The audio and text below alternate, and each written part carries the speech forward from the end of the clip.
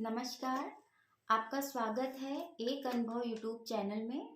और आज हम इनसे प्रश्न पूछना चाहते हैं कि क्रोध और बोध में क्या अंतर है। नमस्कार। साथियों, आप सबसे मैं अनुरोध करता हूं कि वीडियो को अंत तक देखिएगा, तभी आपको क्रोध और बोध के बारे में पता चलेगा कि क्रोध क्या है और बोध क्या है। और साथ साथ मैं बताना चाहता हूं कि जो चीज़ समझ में ना आए उसको कमेंट बॉक्स में ज़रूर लिख के बताइएगा, ताकि हम और आपको डीपली और विस्तार पूर्वक बताने का प्रयास करूंगा। और अगर आपको नहीं समझ में आता है तो आप एक डिस्क्रिप्शन में अपना मोबाइल नंबर लिख दीजिएगा, तो उस मोबाइल के माध्यम से आप तक मैं पूरी जानकारी दे पाऊंगा। एक प्रश्न है कि क्रोध और बोध में क्या अंतर है, और मैं क्रोध के बारे में पहले चर्चा करता हूँ। क्रोध जो होता है, क्रोध का दूसरा रूप अंधकार होता है, अहंकार होता है, घमंड होता है। और जहाँ क्रोध होता है वहाँ सिर्फ नुकसान होता है। उदाहरण के तौर पे, क्रोध शरीर को खत्म करता है। क्रोध जीवन में दुख ही दुख प्रकट करता है। क्रोध जीवन में तरक्की नहीं करने देता है। क्रोध से कभी आपस में जुड़ाव नहीं होता है। क्रोध से कभी समाज में मान सम्मान नहीं मिलता है। क्रोध से हमेशा आदमी एक, कह लीजिए, ऐसे लगता है कि बोझ से लदा हुआ है।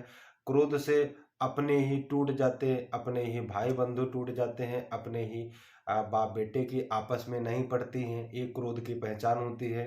क्रोध में कभी कभी ऐसा भी आता है, आपस में स्त्री पुरुषों का जो एक आपस में तनातनी का मामला रहता है, ये भी क्रोध की ही परिभाषा है, जिनको क्रोध रहता है। क्रोध से एक लाइन में बोला जाए तो जीवन में दुख ही दुख है। क्रोध से कोई लाभ नहीं होता है। कहने के लिए कोई कुछ भी कहे, लेकिन जहाँ तक मेरा मानना और मेरा समझना है, तो उदाहरण के तौर पे हम बहुत सारे ढेरों उदाहरण तो नहीं दे करके हम आपको ऐसे उदाहरण देंगे, हम आपको लेके चलते हैं इतिहास की तरफ। ऐसा माना गया है कि हमारे भारत में लगभग 34,000 से ज़्यादा जो राज किए हैं। और एक क्रोध के कारण, मैंने बताया पहले ही, क्रोध का जो दूसरा रूप होता है वो अंधकार होता है। यानी जो अज्ञानी व्यक्ति होता है उसी को क्रोध होता है। और अहंकार, अंधकार, घमंड, और जहां अंधकार होता है, आपको पता है कि अंधेरे में कुछ दिखाई नहीं देता है। तो जब आपको कुछ दिखाई नहीं देता, इसका मतलब आप आगे नहीं बढ़ पाएंगे, ना ही रास्ते में, ना ही आप जीवन में। सीधा मतलब ये हुआ, जहां अंधकार है वहां आप आगे नहीं बढ़ सकते। तो 34,000 से ज्यादा राजा इस भारतवर्ष में राज किए, और उसके बाद भी सिर्फ अंधकार के चलते हुए, यानी अहंकार के चलते हुए, सिर्फ ईगो था उनके अंदर कि मैं राजा हूं, मैं झुकूंगा नहीं।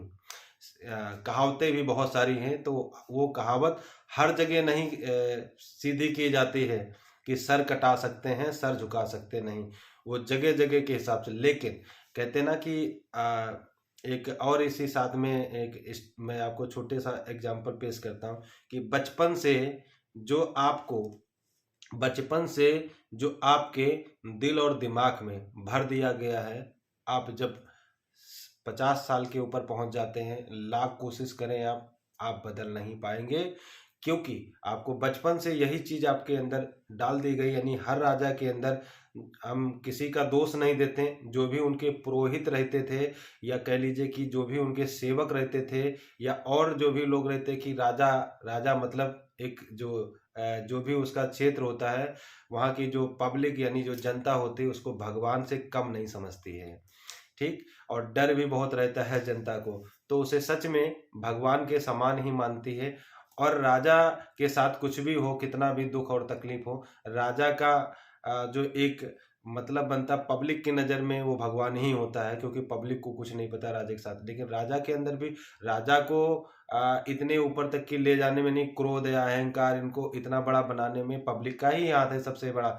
लेकिन सबसे बड़ी बात ये, राजा के अंदर ये सारी चीजें हो जाती कि मैं राजा हूँ तो राजा हूँ, मैं झुकूंगा नहीं, कुछ भी हो। बहुत इस ये जो जो ईगो है, जो एटीट्यूड है, इसको हम घमंड में ही कहते हैं। क्योंकि बात क्रोध की हो रही है तो ज़्यादा चर्चा नहीं करेंगे, शॉर्टकट ही बताएंगे। इसी तरह से बहुत सारे राजा हुए, ऐसा भी आप लोगों ने सुना होगा, सही है या गलत है, कि ऐसे ऐसे भी इस देश में राजा हुए जिन्होंने कहा कि मैं यहाँ से भाग तो जाऊं। जब दूसरे देश के लोगों ने आक्रमण किया हमारे देश पे, तो ये भी कहा गया, यहाँ के राजा ने अपने मुंह से ये भी कहा कि मुझे कोई जूता पहनाने वाला नहीं है, अगर जूता कोई पहनाने वाला होता, मतलब ये ईगो ही तो है, तो मैं यहाँ से चला जाऊं।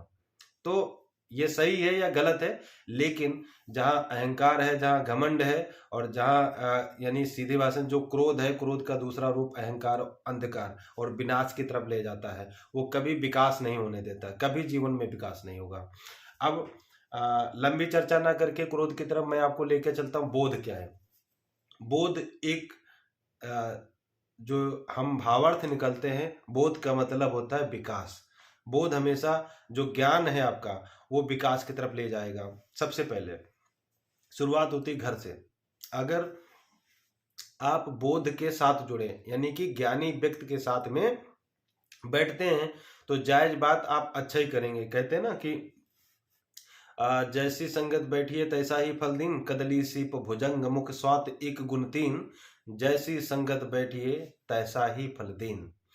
तो ये संगत का बहुत बड़ा असर पड़ता है जीवन में। एक और इसी के साथ साथ में लाइन है, वो मैं आपको लास्ट में बताऊंगा कि लाइन क्या है।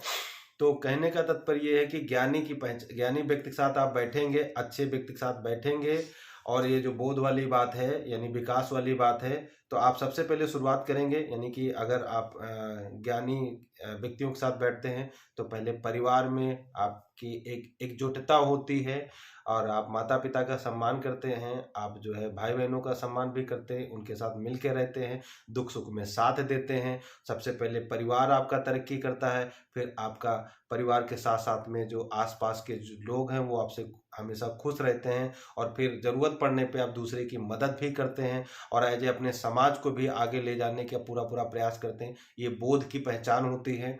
और फिर आगे चल करके आपके घर पे कोई भी आया हुआ ऋषि मुनि या साधु संत, वो आपसे सम्मानजनक खुश भी रहता है, और आप उसका सम्मान भी कहते हैं, और आपका धीरे धीरे यानी कि बोध की पहचान होती है। और इसी तरह से आगे बढ़ करके आप किसी भी महारत को हासिल करने के लिए, किसी भी मंजिल को पाने के लिए जो भी आप प्रयास करते हैं, जो भी प्रयत्न करते हैं, उसमें आप हमेशा सफल होते हैं और आगे बढ़ते हैं।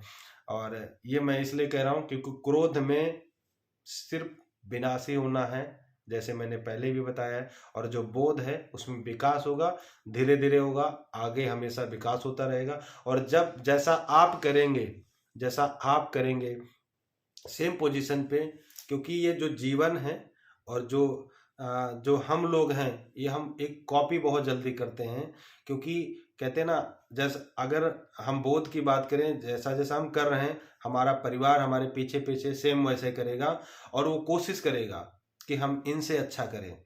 और सेम पोजीशन है हम इस समाज में भी, कि हम अच्छा अगर बात करते हैं, अच्छा बोलते हैं, तो लोग हमारी कॉपी करते हैं कि हम भी अच्छा बोलेंगे, और हम भी इनके जैसे अच्छा कार्य करेंगे। तो ये पहचान है बोध की।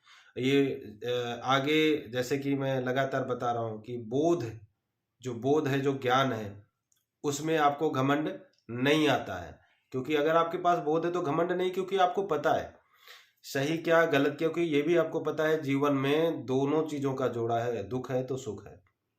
अगर दुख नहीं होगा तो आपको पता ही नहीं चलेगा कि सुख का मतलब क्या होता है। अगर सुख नहीं होगा और फिर अगर दुख आता है, तो भी आपको समझ में है कि सुख क्या था, दुख क्या था। तो ये दोनों जरूरी है, और ये उनको ही समझ में आता है। एक बोध की बात कर लीजिए, जिनके पास बोध यानी ज्ञान है, बोध को ज्ञान कहते हैं, यानी कि ज्ञान कहते हैं। और इसमें भी बहुत सारी चीजें हैं कि इस पे आगे हम चर्चा करेंगे कि एक ज्ञान और विज्ञान में क्या अंतर है, इस पे चर्चा करेंगे हम आपसे। और साथ साथ में एक और चर्चा करेंगे कि आपने सुना भी होगा कि बुद्धिमान और विवेकवान में क्या अंतर है। ऐसे प्रश्न हमारे सामने जैसे जैसे आते रहेंगे, मैं आपको बता रहा हूँ, क्योंकि ये प्रश्न अपने मन से नहीं बोल रहा हूँ। कुछ हमारे साथी हैं जो हमसे प्रश्न कर रहे हैं लगातार, इसलिए जैसे जैसे वो प्रश्न करेंगे वैसे वैसे मैं आपको लगातार जवाब देता रहूँगा। और मैं आपसे भी कह रहा हूँ कि आप कमेंट बॉक्स में अगर इस तरह का कोई प्रश्न आपके मन में है, दिल में है, तो ज़रूर लिख के बताएं। साथियों, यही पहचाने कि क्रोध से सिर्फ नुकसान होगा और बोध से विकास होगा। तो चुनना आपको है कि आप बोध की तरफ जाना चाहते हैं या क्रोध की तरफ जाना चाहते हैं, क्योंकि आपको पता होना चाहिए जिस प्रकार से कपड़े को दीमक थोड़ा थोड़ा थोड़ा थोड़ा थोड़ा करके यानी थोड़ा थोड़ा करके कपड़े को पूरी तरीके से उसको नष्ट कर देता है, उसी तरह से क्रोध आपके जीवन को थोड़ा थोड़ा थोड़ा करके पूरी तरीके से आपको नष्ट कर देता है। इस बात को हमेशा ध्यान रखिए। तो ठीक है साथियों, अगर आप कोई प्रश्न करना चाहते हैं तो कमेंट बॉक्स में जरूर बताएं। और इस वीडियो के लिए मैं इतने क्रोध और बोध के बारे में बताए हैं। आगे जो भी आप प्रश्न करेंगे मैं जवाब पूरा आपको कोशिश करेंगे संतुष्ट करने के लिए। धन्यवाद, thank you so much. Video को अंत तक जरूर देखिएगा, तभी आपको समझ में आएगा।